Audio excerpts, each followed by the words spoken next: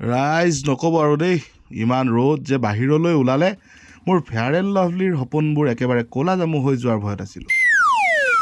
তথাপিও কি কৰিব, চুলিখিনি বাঢ়ি জংঘল হৈছিল, গতিকে ওলালোঁ চেলুনলৈ।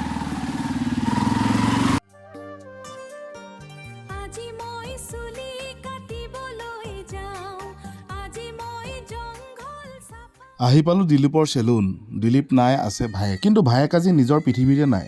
ফোনত ইমান বিজি যে মোৰ চুলি কাটিব নে ডিঙি কাটিব মই ভাবিয়েই পোৱা নাই। কাষতে আমাৰ ৰাংগাদাৰ ঘৰ, মানে আমাৰ ব্ৰুকলেন বয়। ভাবিছিলোঁ দাদাক লগ পাম, কিন্তু কপাল বেয়া, দাদা চাগে ব্ৰুকলেনতে আছে, ঘৰত নাই। থাকিলে অন্ততঃ একাপ চাহ খাব পাৰিলোহেঁতেন। পাৰ্চেল এটা আহিছিলে, ল'ম বুলি তিনিআলিতে ৰৈ দিলোঁ। ভাবিলোঁ গজা কেইটামানো লৈ যাওঁ, শান্তিৰে ঘৰত খাম। কিন্তু গজাৰ কি হ'ল চাব নেকি?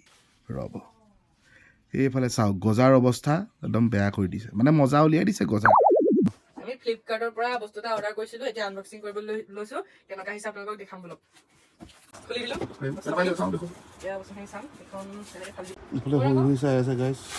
মানে পুৰণি চাৰ্টিফিকেট কেইখনমান আছিলে হ'লে, সেইকেইখন এনেই আছিলে।